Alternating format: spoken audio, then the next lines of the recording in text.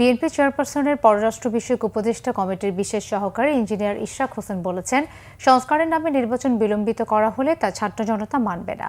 জুলাই গণঅভ্যুত্থানে শহীদদের আত্মার মাগফিরাত কামনায় বগুড়া সরকারি আজিজুল হক কলেজ ক্যাম্পাসে জেলা ছাত্রদলের ইফতার ও দোয়া মাহফিলে প্রধান অতিথির বক্তব্যে তিনি একথা বলেন।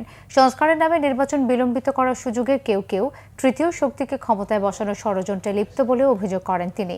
ইশরাক হোসেন আরও বলেন, ১৯৭৫ সালে বাকশাল কায়েম করে এদেশের মানুষের গণতান্ত্রিক অধিকার থেকে বঞ্চিত করা হয়েছিল। সেই জায়গা থেকে শহীদ প্রেসিডেন্ট জিয়াউর রহমান বহুদলীয় রাজনীতির সুযোগ দিয়ে যে সংস্কার করেছেন তার চেয়ে বড় সংস্কার আর কখনো হয়নি। আগামীতে যে নির্বাচনটি হতে যাচ্ছে সেটা কিন্তু কোনোভাবেই সহজভাবে নেওয়ার সুযোগ নাই। সেটাকে অবশ্যই আমাদেরকে একটা বড় চ্যালেঞ্জ হিসেবে নিতে হবে এবং আমি মনে করি এটা অত্যন্ত বড় একটি চ্যালেঞ্জ।